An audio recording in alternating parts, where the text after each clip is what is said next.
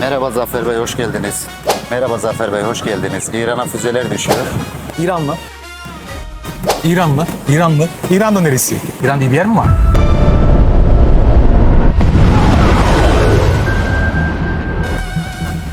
Zafer Bey, Suriye sınırımıza füzeler düşüyor ama havada infilak ediyor. Suriye mi? Böyle bir ülke mi var? Bizim Suriye'de bir komşumuz mu var? Biz Malta ile İspanya ile komşu değil miyiz?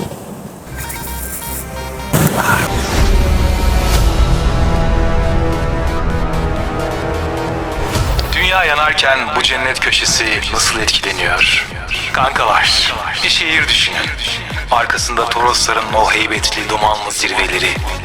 Önünde Akdeniz'in binlerce yıllık o sinsi ve derin maviliği. Burası Alanya.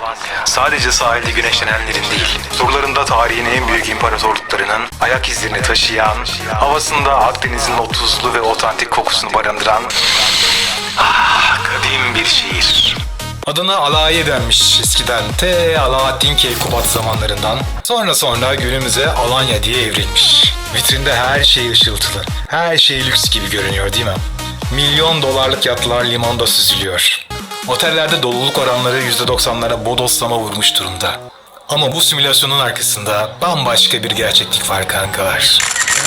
You're welcome. You're welcome.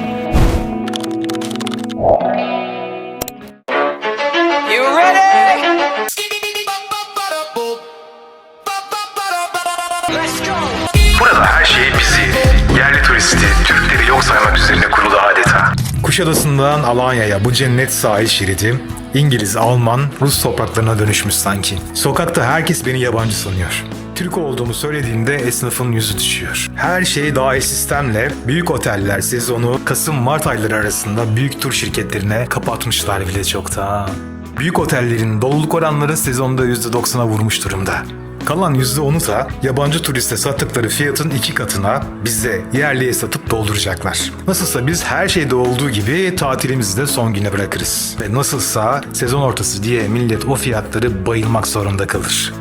Haliyle küçük esnaf, turisti otelden çıkarmayan büyük işletmelerden kalan o küçük turisti kaçırmamak için diğer esnaflarla ve yerli turistle bir savaş halinde. Şöyle esnafın yaptığı rezilliği. Gördün mü demin olan olayı? Adamlar artık kaçırdım. bırak şuradaki yoldakini artık cadde ortalarına çıkar oldu. Niye? Müşteri yok. Bodrum gibi oldu burası da yani. Belki de geçmiştir. Belki de geçmişti.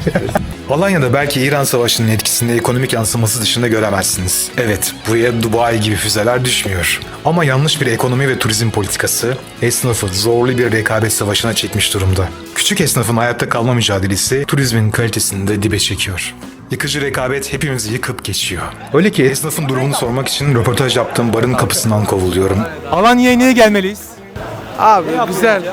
Röportaj. Abi geç bir röportajı iş saati şimdi gözünü seveyim senin ya. Barlar sokağında kıyasıya bir müşteri kapma yarışının tam ortasında buluyorum kendimi. 2000 kilometre ötede bitmek bilmeyen bir savaş. Turizmde yarattığı krizi belgelemek için esnafa mikrofonu uzatıyorum. Kemer Vlog'unda izlediğiniz gibi burada da esnafa bir dokunuyor. Hocam, savaş yeniden tırmanırsa, petrol fiyatları yeniden $100'ın üzerine vurursa, dükkanın kirasını kim ödeyecek? Arap yağı mı yoksa yine biz bize mi kalacağız? Baş başa kalacağız. Dürüst esnaf istiyoruz. Zaten herkes dürüst olsa herkes biz... Yabancıyı sevdiği kadar Türk'ü de sevsin istiyoruz. Çok kazıklanıyoruz diyorlar abi ya. Ya şimdi her kazıkladığınız müşteri o size aslında kar gibi görünür ama zarar etmiş olursun. Bizim için önce biz diyoruz müşteri memnun kalsın. Çünkü biz burada turizmi temsil ediyoruz. Alanya'yı temsil ediyoruz. Geçen seneye göre ne kadar yükseldi hocam maliyetler? Yüzde kaç ya ortalama? Valla %25, 30 civarı 25. Fiyatlara ne kadar yansıttınız? Maliyetler %25-30 arttıysa. Biz şu an maliyetlere yansıtmadık. Çünkü iş olmadığı için maliyetlere yansıtmadık. Yani geçen senenin fiyatlarıyla mı gidiyoruz şu an? Evet, şu an biz geçen sene fiyatlarıyla Vay be. gidiyoruz. Ne kadar dayanırsın? Hayırlı işler. Sağ ol, teşekkür ederim. Esnaf mıyız? Esnafız. Kolay gelsin. Sağ ol, teşekkür ederim. Esnafa bir soruyorum 1000 A işitiyorum. Abi işler çok düşük, müşteri çok zayıf. Kimse bir şey yemiyor. Her şey çok pahalı, yemin ederim. Kimse bir şey yemiyor. Yemiyor. Açız. Açlıktan ölüyoruz. Vallahi bu ekonomi bizi bırçı yaptı ya. Evet, bırçı yaptı. Düzelir mi? Ne diyorsun? İnşallah düzelir. Bekliyoruz. Hep inşallah diyoruz ama. Umutluyuz. Bir öngörü yok mu? Umutluyuz. Var öngörü var. Umutluyuz. Okullar kapandı dedik. Okullar da kapandı. Daha yeni kapanıyor yani. Her zaman bir hafta diyoruz. Bu haftanın sonu gelmiyor. Bayram tatili nasıldı? Bir etkisi oldu mu? Tabii bize etkisi olmuyor. Biz turizm olduğu için bize yabancı lazım. Türklerle işimiz var. Bizi adam yerine koymuyorsunuz. Yok ondan değil ya, estağfurullah. Çok şikayet var hakkınızda. Yok ya, estağfurullah. Vatandaş esnaftan şikayetçi. Ondan değil. Abi görüşürüz. Kolay gelsin. Sağ ol. Abi ne diyorsunuz? Ne olacak? Abi benim pazartesi kız arkadaşım, pardon çarşamba günü kız arkadaşım Danimarka'dan geliyor. Gel. Kızı- Gel abim gel. Kız Ver bugün üç 3 tane. günlük yanıma tatile Çek, geldi, 50 bin kardeşini lira de parası gitti. Ne kadar? 50 bin lira. 50 bin. He, sadece geliş gidişi. Bak herkes esnaftan şikayetçi. Asıl esnaf burada. Çek abi. Kolay gelsin. Bak herkese. Oo, buz gibi sular. Patron ayağa kalktı, lek. Teşekkür ederim. Al bu senin. Bak asıl esnaf bu. Canavar ya. Bu sıcakta. Hadi. Allah işini rast Teşekkür getir. ederiz. Kolay gelsin. Oradan artacak da ben yiyeceğim. Benden artacak da o kapacak. Ben burada 200 lira diyeceğim. Orada büyük tekne benim kapasitem var diye 50 liraya müşteri taşıyacak. Burada herkes birbirinin bacağına sıkıyor. Boş ver, uğraşmaya değmez. Geldiği gibi gidiyor. Ha senin dediğin gibi esnaflarımızda şey yok mu? En büyük hatayı burada zaten esnaflar yapıyor. Birlik olsa, bir birlik olsa, bir düzen olsa aslında Alanya'da değil mi? Para Aslında esnaflar odası var. Yani adım var sadece abi. Tabelası var orada sadece. Şimdi esnaflar odası var ama bizimki esnaflara da tabi değil. Biz deniz ticareti tabiiz. He. Deniz ticaret odamız var. Ve ben senin ufak esnafınım. 2006'dan beri sana kaydım var. Bana bir tane bir şeyin yok ki. Bir gel bir sor bakayım biz burada ne durumdayız. Bizi temsil ediyorsun ama bizi temsil etmiyor aslında. Büyük gemileri temsil ediyor. Oradan işte ne bileyim cross gelmiş. Buraya limana bağlanmış. İşte günlüğü 5.000 dolar, 10.000 dolar. Bizim 300 liraya, 500 liraya gelip de baktıkları yok ki. Yani ezilen her zaman ufak esnaf. Kim ne derse desin. Küçük işletmeci doğru. Doğru abi. Ezilen hep ufak esnaf. Büyük balık küçük balığı yutuyor. Yutuyor. Fena yutuyor yani. Arkadaşlar Kemer'de olduğu gibi burada da Alanya'da da esnafa bin dokunuyoruz, bin ah işitiyoruz. Esnafın durumu nasıl? İşler güçler nasıl? Esnaf kedisi. Şu karizmaya baksana ama. Bayılıyordur sana şimdi Ruslar, Polonyalılar. Kanka ayrılana limon bayılana. Aa. Şu an canlı yayında mıyız? Yok. Abi yani şu an doları dövizi baskılarsa sonuç bu olur yani. Olur, Bu, evet. Nereye dönersen dön popon arkanda. Bu böyle bir şey. Doğru. Şu an euronun gerçek rakamı 78 ama bu baskılandığı için. Yani burada devlet etkileri bunun farkında ama şimdi bu devlet yönetmek, market yönetmek gibi değil. Bunun da dengeleri var. Saygı duyarım, duymam ama yani inşallah düzelir ya. Yani Icardi'nin sevgilisi, Torreira'nın manitası, çiğ köfte, kısır günü, altın günü. Bu ne lan böyle şeyler yani. Adın ne? Haktan. Esnafın durumunu soruyorum kardeşim. Bir soruyorum, bir A işitiyorum. Sizde durumlar nasıl? Kötü mü? Abi şöyle söyleyeyim, normalde müşteri var, yoğunluk var, hızlılık var, müşteri geliyor. Var yani. Ama Aa, ilk defa. alıcı yok.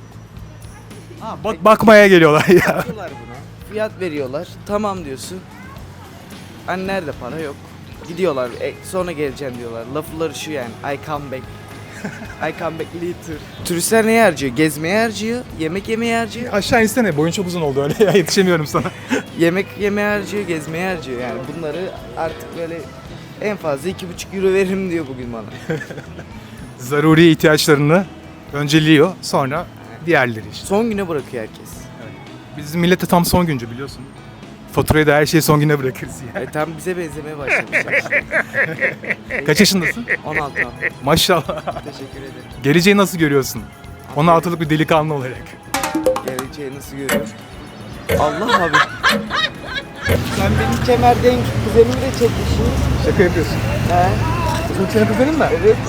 en yakın arkadaşım benim. Göster gel. Arkadaşlar bugün Kemal Vlog'u yayınladım. Yine esnaf muhabbetiydi. Bak. Bebeklik arkadaşım bir de kuzenim. Yok artık. Hemen gönder hemen. Geçen seneye göre ne durumdayız? Net %65 daha düşük. %65. Eurolar Vay öyle. canına. Şakasız ya. Savaş korkusu, petrol krizi, uçaklar yakıt bulamıyor dediler bir ara. Yani yaprak kımıldası turizm etkileniyor zaten. Doğru. Üflesen böyle Aynen öyle. etkileniyor. Ona bağlı bir sektör. Evet. Ne olacak mesela şimdi? Sanayi de bu sene hazır değil. Bir de onun etkisi var. İnşaatlar bitmedi hala. Yollar, Kleopatra'lar zaten hala bitmedi. Her şey etkisi var işte. Geç başladı galiba değil mi? Evet bayağı. Kim? Siz mi yapıyorsunuz fiyat artışları? Yok bizde sabit fiyatlar da. Sizden de şikayetçiler bu arada, esnaftan da. Vallahi bizden bir şey yok. Bizde her zaman müşteri aynı fiyatı ürün alır. Bizim sektörden sıkıntı olmaz da hizmet sektöründe sıkıntı çok. Genel anlamda bir Yani mesela sıkıntı bir var. turist bir yere oturduğunda acaba ne hesap ödeyeceğim endişesiyle oturuyor. Evet. Ve korkunç rakamlarla karşılaşıyor. Yani ulaşıma ekstrem rakamlar ödeniyor. En basit turist buraya geliyor kendi ülkesinde 3 euro içtiği mesela gece kulübü içtiği içki burada 20 euro veriyor. Orada o para şişesini alıyor. Hani artık insan illallah etmiş ya. Buraya gelen birkaç tane arkadaşım temelli bir daha gelmeyeceğim diye gitti. Yani sıkıntı. Şu an buradaki turizm yani sadece otel ve deniz alışveriş yok. Daha çok uygun fiyatlı oteller. Daha çok dolu kapasiteli. Ben geçen hafta otellere mi çalışıyor. Yok abi müşteri yok otellerde. İnsan yoktu ya. Bomboştu o. Bir kere buraya ulaşım da çok fazla. Yani tek kişilik bir uçak biletine adam ailesi... Yurt dışından değil mi? Tabii. Adam ailesiyle yani Avrupa içerisinde ailece gezebiliyor. Yani İspanya'da 4 kişilik bir tatil 136 bin lira. Burada neredeyse bir kişiden 136 bin lira alıyor. Petrolün fiyatı 100 doları yine aşarsa, 150 dolara falan varırsa, uçak biletleri 2 katına çıkarsa ne yapacağız? Turist göremeyiz abi zaten o saatten sonra herhalde. Şu halde böyleyse biraz da artsa maliyetler yükseldi. Otelciler kurtarmıyor. Otelde turist yok ya. Kaç otelde turist yok. Ya bir kere zaten şu an dövizin bu rakamdan daha yüksek. Yani iç piyasada artan rakamla doların gidişatı birbiriyle örtüşmüyor. Yani baktığın zaman doların 60 lira civarında olması lazım. Turist harcayamıyor ya. Para değeri düşük Türkiye'de. Yani bozdurduğu anda bitiyor. Bitiyor. Bozdurduğu anda bitiyor. Yani biz bozduramıyoruz bitiyor. Onlar bozdurduğu anda bitiyor yani. Doğru. Allah herkesin sonuna hayır etsin ama gidişat hiç iyi değil. Önünüzü görebiliyor musunuz ya? Biz şu an yarını göremiyoruz. Halimiz bitik. Ya herkes şu an günü kurtarma derdinde. Çoğu kişi günü de kurtaramıyor yani. Ne diyelim? Ne diyelim? Ödemeler başlıyor mesela. Turizmcilerin ödemesi Temmuz'dan sonra başlar. Çekler, senetler. Vallahi çok büyük sıkıntılar yaşarız herhalde bu sene. Şakasız ya. Allah kurtarsın kardeşim. Teşekkür ederim. Cümlemizi ama sadece esnafları değil. Amin hepimizin. Yani genel olarak söylüyorum. Genel olarak ben tabii, ülke tabii. için konuşuyorum. Genel olarak. Ülke olarak kurtulmaya ihtiyacımız var. Vatandaşın durumu hiç iyi değil. Gerçekten hiç iyi değil. Hayırlı işler, bol kazançlar. Demek için daha fazla konuşmayayım. Ya, biliyorum. Ben de o yüzden zorlamak istemiyorum abi. Teşekkür ederim yine de. Görüşürüz. İran Savaşı'nın başlarında 2026'nın Mart ayında Orta Doğu'daki gerilimin turizm üzerindeki soğuk duş etkisi rezervasyon iptallerine yansıdı ve esnafı turizmciyi bir telaş aldı. Sonraki aylarda durum biraz bekle gör modundaydı. Ve Hürmüz Boğazı'nın her kapanışında Brent petroldeki fiyat artışı kendini burada dükkan kapatmalarla, devredilen işletmelerle gösterdi kış boyu. Sadece büyük oteller için değil, genel olarak tüm turizm için normalde Nisan-Mayıs erken rezervasyonları doluluk oranlarının %75-%80 bandında olması beklenirken %55 ila %60 arasını gerilemişti. Özellikle Avrupalı turist, Alman ve İskandinav savaşın sıçrama riskinden çekindiği için rezervasyonlarını son dakikaya bırakıyor. Ama 2026 Temmuz başı itibariyle Alanya güvenli liman olduğunu kanıtlamışa benziyor. Yap şovunu hocam. Kolay gelsin. Lazım yapmam için. Şimdi yaparsa sallıyor. Nasıl işler? Kolay gelsin. Çok şükür de sezon hala açılmadı. Hala kötü müyüz? Evet, bu sene bayağı kötüyüz. Öyle gider mi? Valla normalde Temmuz'un birinden, ondan, o aralardan sonra full yükselmeye başlaması lazım da Allah hayırlısı diyoruz. Zararlı alışkanlık gibi ülkenin gündemini takip etmek. O yüzden artık öyle şeyler yok. Öyle olursa biz bize kalacağız gibi herhalde. Herhalde. Biz bize kalmak da iyidir. Boş ver. Biz bize yeteriz. Şov yapmayacak mısın? Valla müşteri yok. Kime yapayım? Buraya kameraya. Adam boş çalışmıyor ya. Müşteri yoksa şov da yok. Köpüklü mü sizinkiler? Harika. Ne kadar fiyatlarınız? Kişi başı ne kadar? Kişi başı 1300 liraya geliyor. 1300 TL tüm gün değil mi? 5 saat. Sabah 5 saat. Yemek falan içinde her şey. içinde yani. Teyzem kolay gelsin. Bu sıcakta tezgah açmışsın. Aynen. Sıcağa geldik açıyor. Herkes kapalı. Sen kendin mi yapıyorsun? El işi mi yoksa? Kendim yapayım. Kendin yapıyorsun. Hazır sattırmaylar biz 50 burada. Kaç para fiyatlar? Mesela 100 lira. 100 lira. Yazıyor zaten bak 100 lira. Bunlar da 100. Şunlar sadece şu var. Böyle koyalım bak. 150 lira. Bu da 150 lira. Kolyeler 150 lira. Nasıl işler teyzeciğim? Ya ufakta bizim yerimiz değişti. Şimdi bizim yerimiz önce şeydeydi. Orada ilerideydi. Bir sene buraya aldılar bizi. Ta yeni. Hayırlı işler, bol kazançlar. Kolay gelsin. Nasılsınız? Sizi de çekiyorum. Maşallah çok güzel gözüküyorsunuz. Teşekkür ederim. Sağ olun. Sizin güzelliğiniz. Sağ olun. İşleriniz nasıl? Durgun galiba. Sezon ölü. Eyvah eyvah. Ne yapacağız böyle ablacığım ya? Halimize. Evet, zaten. Müslümanlar böyle sıkıştırma hemen Allah'a yalvarıyor. Hemen şükretme inşallah. Ne yapalım? Baştan sonra inşallah. Hayırlısı. Hayırlısı. Kolay gelsin ablacığım. Bir pazar günü. Haziran sonundayız. Alanya Rıhtım. Tam da öğlen saatlerinde cıvıl cıvıl olması gerekirken bomboş. Görüyorsun abi. Sağ olsun hem devlet hem halk turistlere geçire daha hiçbir şey kalmadı. Halkın biraz da sizden şikayetçi, yani esnaftan şikayetçi. Tamam zaten diyorum ya, esnaf olsun, devlet olsun. El birliğiyle batırdık Aynen. yani. Hep beraber. Canımız sağ olsun, hak ediyoruz abi. Mısır, Ürdün ve Lübnan gibi rakipler savaşa çok daha yakınken Türkiye'nin özellikle güney kıyıları hala güvenli liman kankalar. Neden bu örnekleri verdim? Çünkü artık hem yüksek fiyatlar hem de her şey dahil tatil sistemi İspanya, İtalya ve Yunanistan ile olan rekabetimizi bitirdi. O üst ligden elendik ve Türkiye siyasi olarak da rotasını Orta Doğu'ya çevirdi. Rakiplerini Orta Doğu ülkeleri olarak belirledi alt ligde veya Balkan ülkeleri, ama bu ülkelerin hiçbiri Türkiye'nin muhteşem doğasıyla yarışamaz. Bu yüzden artık çok para harcayan kaliteli turiste gıptayla bakar olduk. İşler güçler. Çok şükür abi, teşekkür ederiz. İdare ediyoruz. Teşekkür ederim ya. Fena değil aslında. Yani geçen seneye göre çok fazla artmamış. Aynen öyle. Fazla artmamış. Normal herkes yiyebilsin diye fiyatlarımız gayet uygun. Hadi bakalım. Kolay gelsin. Sağ olun, teşekkür ederiz. Turist kalitesi düşünce de haliyle her sezon o Marmaris, Bodrum sokaklarında alışık olduğumuz rezil görüntüleri Alanya'da da tanıklık ediyoruz. İstanbul kültür turizmi odaklı olduğu için iptaller daha sert oldu. Amerika ve Uzak Doğu menşeili turlarda %15-%20 oranında bir iptal veya tarih kaydırma talebi oluştu. İstanbul'u savaş bölgesine yakın bir aktarma merkezi olarak görmeye başlayan bir kitle oluştu haliyle. Alanya'daki yerleşik yabancılar, Ruslar ve Ukraynalılar arasında bir gerginlik yok. Ancak yeni gelecek olan orta sınıf Avrupalı turist artan maliyetler yüzünden rotayı Balkanlara kırmaya başlamış. Gidilemeyen tatil, petrol ve uçak biletleri. İran-İsrail gerilimi petrol fiyatlarını Brent bazında varil başına $90-95 seviyesinde sabitledi uzun süre. Bu da havayolu şirketlerinin yakıt harcı adı altında zam yapmaya zorladı. Geçen yılın aynı dönemine göre yurt dışı uçak biletlerinde euro bazında %25 ila %40 arasında bir artış söz konusu. Alanya Gazipaşa veya Antalya Havalimanı'na giden charter seferliğinin koltuk maliyetleri arttığı için her şey dahil paket fiyatları turistin cebine %30 daha pahalı yansıyor. Sonuç, eskiden 4 yıldızlı otel fiyatına tatil yapan turist şimdi aynı paraya sadece uçak bileti alabiliyor. Bu da esnafın o en büyük korkusu olan az harcayan turist profilini doğuruyor. Yani yabancı turistler de bize Türklere benzemeye başladılar. Bu yıl maliyetler füze gibi fırlamış. Geçen yıla göre fiyatlar 2'ye katlanmış. Peki sıradan bir vatandaş, bütçesini düşünen bir gezgin, bu Akdeniz rüzgarından cep yakmadan o en gizli koyları, o dünyaca ünlü plajları keşfederek nasıl sağ çıkar?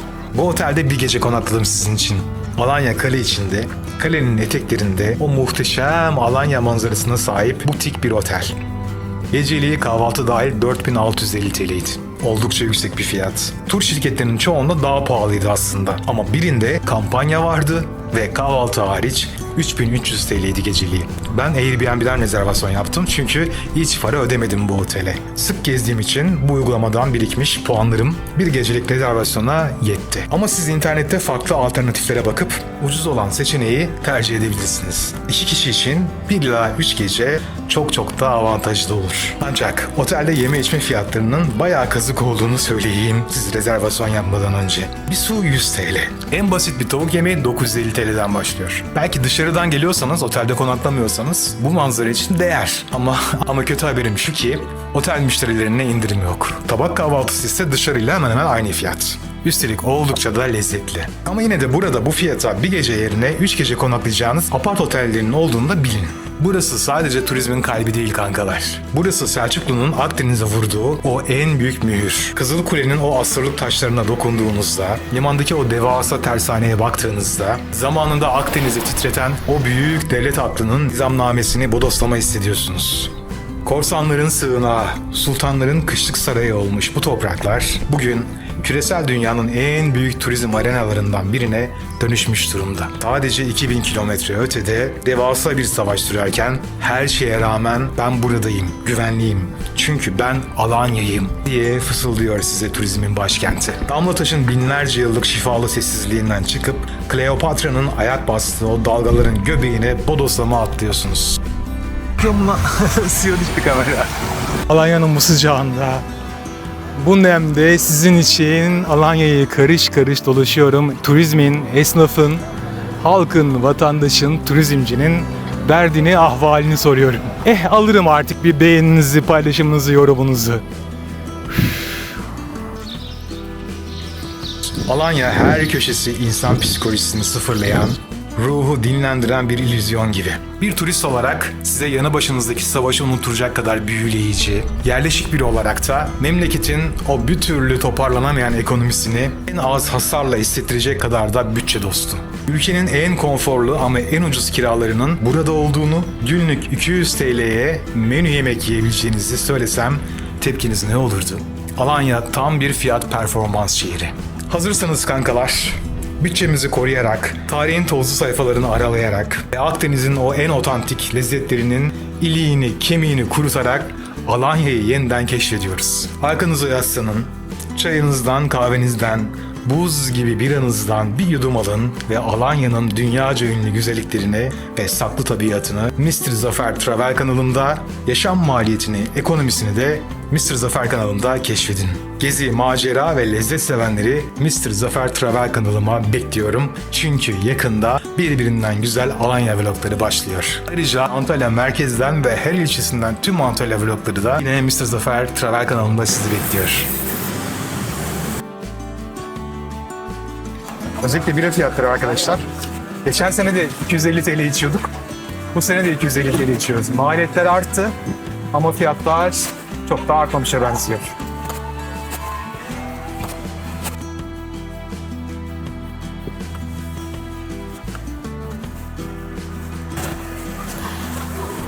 Nasıl işler? Boş. Bir insan oluyor burada. Ne iş yapıyoruz? Butikteyiz abi. Butik. Sinek avlıyoruz. Sinekleri avlıyoruz. Ben de dövizcideyim abi. Nasıl döviz işleri? Kurlar sabit hala. Aynen. Artış yok. Aynen. Artış. Olması gerekenin çok altında diyor esnaf. Evet. Bu da turizmi etkiliyor ister istemez. Evet öyle abi. Turiste harcamayı parayı. Değil mi? Turistler geliyor. Türklere benzedi. Bize benzediler herhalde. Artık andırdık valla onları. Pintileştiler abi. Paraların değeri düştü çünkü yani. Vallahi daha iyi şu an abi. Satış konusunda Türklere fiyat söyledim en azından biliyor. Yabancıya fiyat söyledim mi çok pahalı geliyor. Ben çıkıyor direkt. Dilenciliğe başladılar burada. Barışcan'ı görüyor musun? Yabancılar mı? Evet. Dilenciliğe başladı. Türkiye'yi görmüştüm. Dedim ya oğlum ülkene niye gitmiyor? Ruslar mı dileniyor kimler? Dava dava. Bekler mojda. Hadi olursunuz diye. TL'de kabul etmez onlar ha. Yok abi. Değil mi? Euro çalışıyor. Aynen. Buradan abi Takip edin ya, abone olun ya. Abone olun. Beğeni atın. Büyüyelim biraz arkadaşlar. Mr. Zafer ve Mr. Zafer Travel. Başından başladım. En son Kemer esnafının vlogunu çekmiştim. İzlersiniz. çok eğlenceli. Neden gelmiyor? İyi olmuştur abi. Sigara nerede güzel? Döndür. Arkadaşlar birbirimizi döndürüyor yani. Derece oldu. Sen ne düşünüyorsun Hayırlı ekonomi işler. hakkında? Ben mi? Evet, videoda hani kendin soran bir de kendin cevapla abi. Batık. Esnaftan da beterim kardeşim. Vatandaşın durumu esnaftan da beter. Yoksa biz bize mi kalacağız yine? Barışcan Otel bile abi geçen gün 170 kişiydi. Bu hafta 60 kişiye düşmüş. İşte. Giriş yok. Bence yine biz bize kalacağız. Yani esnaf vatandaş. Trump'ın kayıp çocuğu mu oynasak ne yapsak? Var ya Alanya'da bir tane. Alanya'dan herkese beklememeyiz. Allah'a ısmarladık, görüşürüz. Esnaf kan ağlıyor esnaf. Bir de Suriye'ye düşenleri infilak ettirelim, hoş olur. Tek sahnede bitirdik işi. Hadi Cansın abi, çok teşekkür ederim. Aa, bunu da vereyim mesela, bunu da aldım gidiyorum bak. Ben sökeyim. Tamam mı? Teşekkür ederim.